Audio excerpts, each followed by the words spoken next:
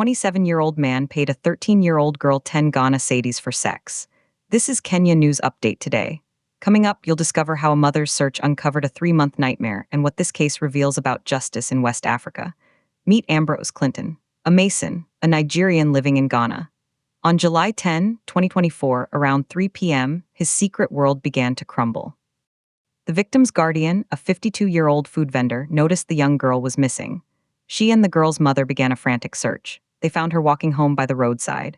When questioned, she said she was returning from Clinton's house. But here's the twist. This wasn't a one-time mistake. This was a calculated pattern of abuse. The girl, a Class 6 pupil, revealed a horrifying truth. She had sneaked to Clinton's house at night, and he had given her 10 Ghana cedis.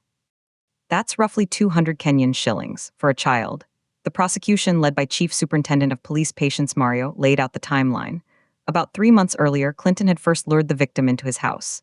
He had sexual intercourse with her, and then he continued the act. Each time the payment was the same, 10 cedis.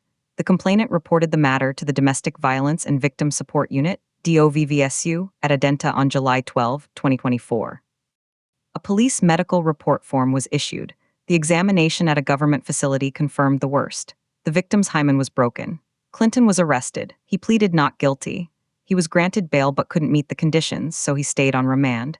The trial proceeded before the AnAdentaCircuit Court, presided over by Judge Angela Atachi. At the end of the trial, he was found guilty, convicted accordingly, and sentenced to 7 years in prison. His sentence will run from the day of his arrest. No reduction, but here's the part that will blow your mind. This case isn't just about one man and one girl, it's a window into a systemic issue. The trial judge, Angela Tachi, didn't just pass sentence, she gave advice. She told parents to closely supervise their children. A simple statement with profound implications. In one sentence, the court acknowledged a failure of protection. The child was vulnerable. The predator was opportunistic. And the price was shockingly low, 10 cedis for 3 months of abuse. Think about that. A Class 6 pupil, sneaking out at night, returning with money, and a mother's search that finally uncovered the truth.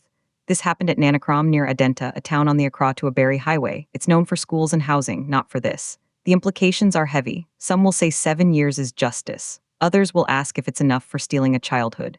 The controversy lies in the transaction. Sex for 10 cedis, a child's body commodified. The medical report was the physical evidence.